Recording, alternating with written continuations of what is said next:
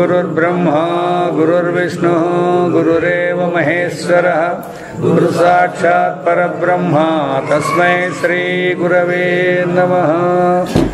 పరమార్థ భక్తులారా, ఈ పరమార్థ చింతామణిలో ఈ అవస్థాత్రయ విచార మార్గము, దీని యొక్క అసాధారణ ధర్మాలు, సాధారణ ధర్మాలు కాదు ఇవి, అసాధారణ ధర్మాలు అని చెప్పినారు అన్నమాట దీనికి. కాబట్టి మనం దాన్ని చూసుకునేటప్పుడు ఏమి అసాధారణ ధర్మాలు, సాధారణ ధర్మాలు అనేటివి కూడా బాగా అబ్జర్వేషన్ చేసుకుంటూ నేర్చుకోవాలి. వేదాంత దర్శనమున అవస్థాత్రయ విచారమునకు అసాధారణ స్థానం గలన విషయం గ్రహించితమే. ఇంతకుముందే తెలుసుకున్నాం. సాధారణంగా మనకు మెలకు వస్తుంది, నిద్ర వస్తుంది, స్వప్నం వస్తుంది అంటే సహజంగా అనుకున్నాం మనం. అవునా? సహజంగా అందరూ అనుకున్నారు. అయితే అవి నీకు వస్తాడాయా, నీ స్వరూపానికి వస్తాడా అనేది మనం విచారించలేదు. అవన్నిటినీ నాకే వస్తాడని అనుకుంటాడు అందరూ.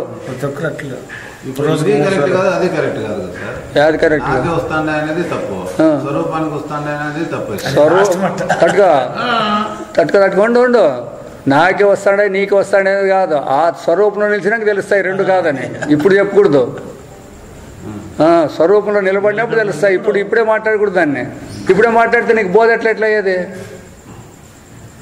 ఇప్పుడే మాట్లాడితే బోధ ముందుకు పోదు కదా. ఇప్పుడు స్వరూపంలో నిలబడినవానికి అవస్థలు లేవు, స్వరూపాన్ని తెలియకున్నవానికి అవస్థలు కల్పితము. అర్థమైనా? అంతే. ఆ విధంగా మనం గుర్తుపెట్టుకొని వ్యవహారం చేసుకుంటూ పోవాలి. ఇప్పుడే రెండు పనికి రావు అంటే ఎట్లా? ఇప్పుడు నీకు ఉండాలి లేదా? నీకు అందుకే శాస్త్రం అంతా ఇప్పుడు అధ్యారోపణ చేసింది.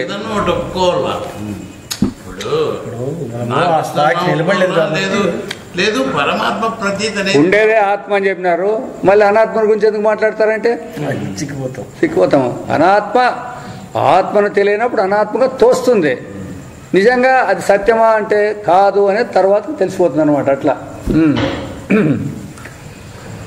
జాగ్రత్తపై గల అభిమానంచే విచారించినచో పరమార్థము బోధపడజాలదనియు అవస్థాత్రయమును సమదృష్టిచే విచారింపవలని తెలుసుకున్నాం. ఎందుకంటే ఒక జాగ్రత్తనే పెట్టుకొని ఇదే సత్యము, మిగతా రెండు సత్యము కాదు అన్నట్లయితే అక్కడ కూడా చెప్పచ్చు. సత్యము కాదు ఆ రెండు అన్నారు, ఇది మాత్రం సత్యం అని ఎట్లా చెప్పినారు అని అడిగితే ఏం చెప్తారు మీరు? జాగ్రత్తనే జాగ్రత్తలో ఉండవు కాబట్టి జాగ్రత్త ఉండవులే, ఈడే ఉండవు అనుకో, తట్టుకో వద్దులే ఉన్నిలే, అట్లా వద్దు. జాగ్రత్తలోని చెప్పినావు అనుకో. నిద్రపోయినప్పుడు స్వప్నం పోయినప్పుడు జాగ్రత్త వస్తుందా లేదా అంటే ఏం చెప్తావు? జాగ్రత్తలోని ఏం చెప్తావు చెప్పు.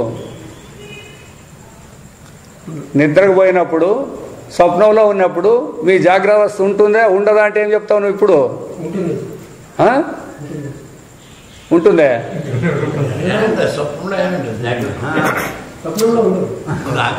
ఇప్పుడు సార్ జాగ్రత్త అవస్థలో నీకు మాట్లాడినాడు కరెక్టే.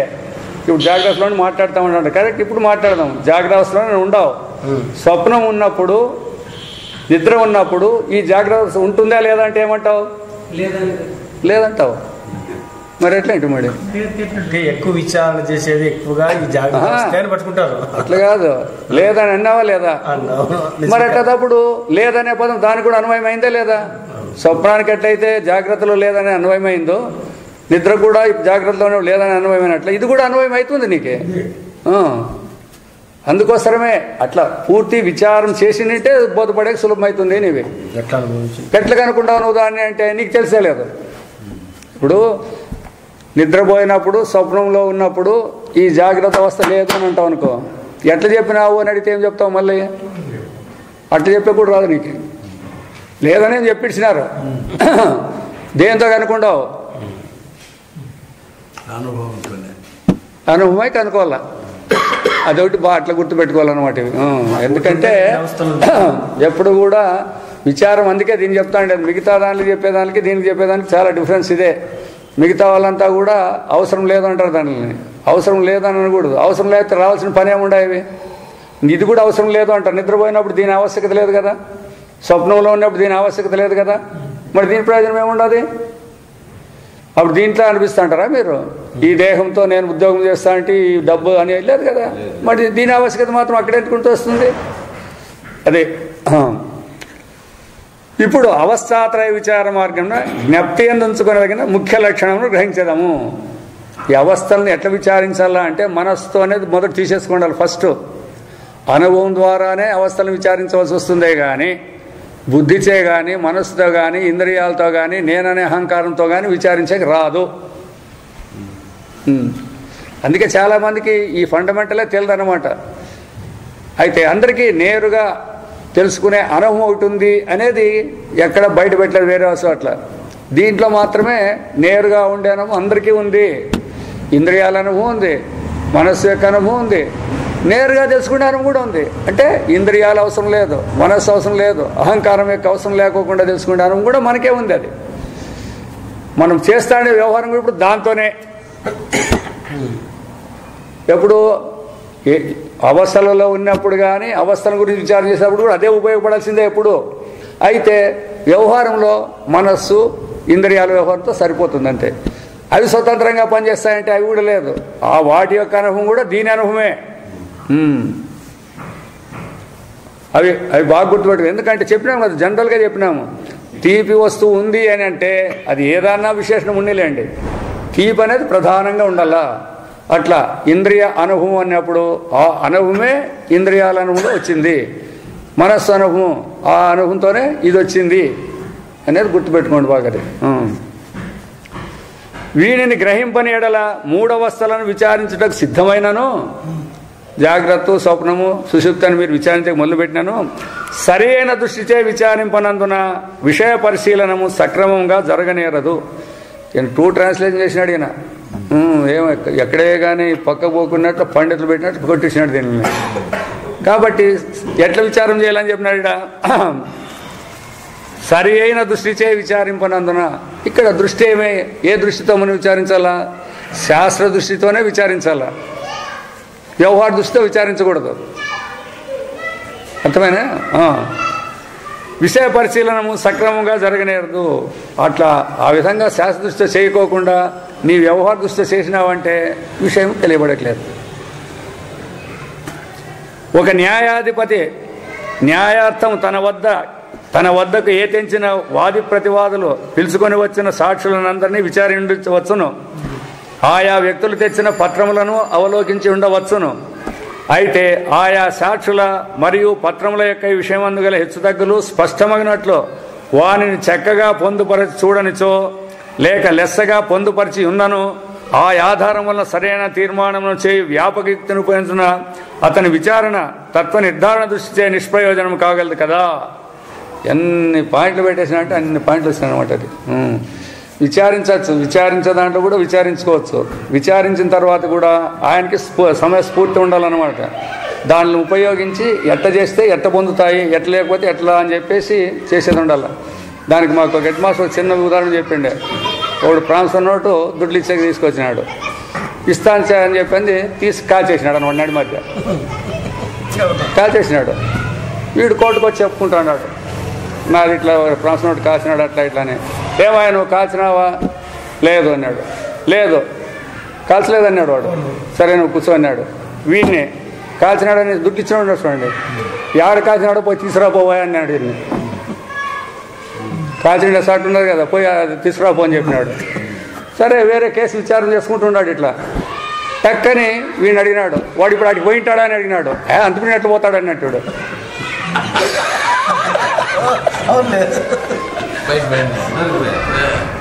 పడిపోయి కదా వాడు ఇట్లుంటాయి టాక్టిక్స్ అని అనమాట. అది ఆ యుక్తిని పొందించే శక్తి కూడా ఉండాలి మనిషి దగ్గర, లేకపోతే ఏం చేస్తాడు అట్లా.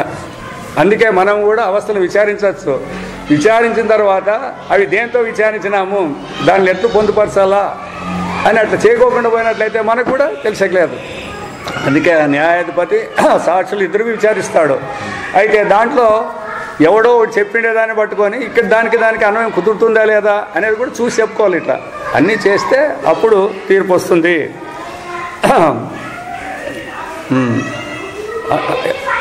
సరైన తీర్మానం. వ్యాపక యుక్తిని ఉపయోగించినందున అతని విచారణ తత్వ నిర్ధారణ నిష్ప్రయోజనం కూడా కాగలదు. వ్యాపక యుక్తి అంటే అది ముఖ్యంగా ఉండాలి. వ్యాపక యుక్తి అంటే జాగ్రత్తలో ఏ వ్యవహారం ఎట్లా జరుగుతుందో దాన్ని అట్టే తీసుకోవాలా, స్వప్నంలో ఏ విధంగా జరుగుతుందో ఆ వ్యాపకాన్ని తీసుకోవాలా. దీన్ని దాంట్లోకి పొందించకూడదు, దాన్ని దీంట్లోకి పొందించకూడదు. ఇక్కడ ఉదాహరణకి మనకి ఏదైనా ఒక వ్యవహారం జరగాలంటే కొంచెం టైం పట్టచ్చు, లేదా కొంత ఎక్కువ టైం పట్టచ్చు. అదే స్వప్నంలో అట్లేం ఉండకలేదు. అక్కడ మనకు తక్కువ టైంలో అయిపోయినట్లే కనపడుతుంది. దాన్ని తీసుకొని వచ్చి అంత పీరియడ్ అయితే అది ఎట్లా మేము ఒప్పుకుంటాము అని అనకూడదు. అది వ్యాపక యుక్తి అంటే ఏ అవస్థలో ఏ యొక్క వ్యవహారం ఎట్లుంటుందో ఆ వ్యాపకంగానే తీసుకొని ఉపయోగించేది నేర్చుకోవాలి. అది ముఖ్యమైనటువంటి విషయం దీంట్లో కూడా. ఈ విధమైన జిజ్ఞాసులు మూడవస్థలను సరైన దృష్టి చూసి పరీక్షింపనిచో, ఎప్పుడైతే సరైన దృష్టి అంటే శాస్త్ర దృష్టి చేస్తే విచారించుకున్నట్లయితే, లేక పరీక్షించిన పిదపను మూడింటిని పరీక్షించిన తర్వాత కూడా శేషించు మిగిలినటువంటి సరైన అనుభవాలను పొందుపరచు వ్యాపకయుక్తులను ఉపయోగించు, అది పరమార్థం నుంచి సాధనము కాజాలనందున ఎన్నటికని అవిస్తాత్రయ మార్గమును ఉత్కృష్ట నామునకు అర్హం కాజాలదు. ఇట్లా నువ్వు పొందుపరిచినా కూడా చూడబ్బా, ఇప్పుడు జాగ్రత్త ఉంది కాబట్టి స్వప్నంలో వేటివి లేవు, అందువలన అది అసత్యం అనొచ్చు నువ్వు, అంతే. అది సరిగ్గా చెప్పినట్లే ఉంటుంది అది. అయితే అంత మాత్రతోనే సత్యం అది. ఈ అవస్థలో నువ్వు దాని గురించి విచారించి అది లేదు, దాని ప్రయోజనం లేదు అని చెప్పినంత మాత్రం చేత ఆ వ్యవస్థను మీరు పూర్తి విచారించినట్లయిందే అని. అందువలన ఆ విధంగా పొందుపరచాలా, ఆ వ్యాపకతను అనుభవించినట్లయితేనే సులభంగా మనకి బోధపడుతుంది. దానికి ఉదాహరణ చెప్తాడు, కింద బాగుంది, అది తెలుసుకుంటే తెలిపోతుంది. ఇతర దేశములందలి తత్వ విచారకులు అవస్థాత్రయ పరీక్షకు తమ విచారక్రమం ముఖ్య స్థానం నొసగకపోయినను, వేరే దేశాలలో ఎవరు అవస్థాత్రయాన్ని పట్టుకోలే వాళ్ళు, మిగతా వాళ్ళంతా కూడా. అయితే భారతదేశం అందరి అనేక దార్శనికులు అవస్థాత్రయ విచార మార్గం ముఖ్య లక్షణం లెక్కింపక వీళ్ళు తీసుకుంటారు. మూడు అవస్థలు విచారం చేసుకుంటారు. జాగ్రత్త సత్యం అని తీసుకుంటారు, స్వప్నం వాసనాజన్యం అని తీసుకుంటారు, నిద్ర నిస్సారం అజ్ఞానం ఇల్లు తీసుకుంటారు విచారానికి. తీసుకున్నప్పటికీ కూడా ముఖ్య లక్షణములను లెక్కింపక ఆ విచారం చేసే పద్ధతి కానీ ఆ విచారంలో ఉండే లక్షణాలు కానీ గుర్తించగా తమకు తోచిన విధముగా విచారించి పూర్ణ దృష్టి రహితమైన, పూర్ణ దృష్టి అంటే ఏమి, మూడవస్థలను అనుభవిస్తాండవు కాబట్టి మూడవస్థల యొక్క మొత్తం వ్యవహారం ఏమి అని తీసుకోకోకుండా వేర్వేరు తర్కములను అవస్థా విచారంలో చేర్చి ఉన్నారు. అందుకే తర్కాలను ఎక్కువ చేర్చినారనమాట. వాస్తవమే, ఎప్పుడైతే మనస్సు బుద్ధితో ఉపయోగించితే తర్కాలు పనిచేస్తాయి. ఒకవేళ నీకు మనస్సుతో ఆర్గ్యుమెంట్ చేసేకి రాకపోతే ఆయనకు ఆర్గ్యుమెంట్ బాగా చేసే వస్తే కొట్టేస్తాడు. అయితే అనుభవాన్ని తీసుకున్నప్పుడు కొట్టేసేకి రాదు ఎవరికి.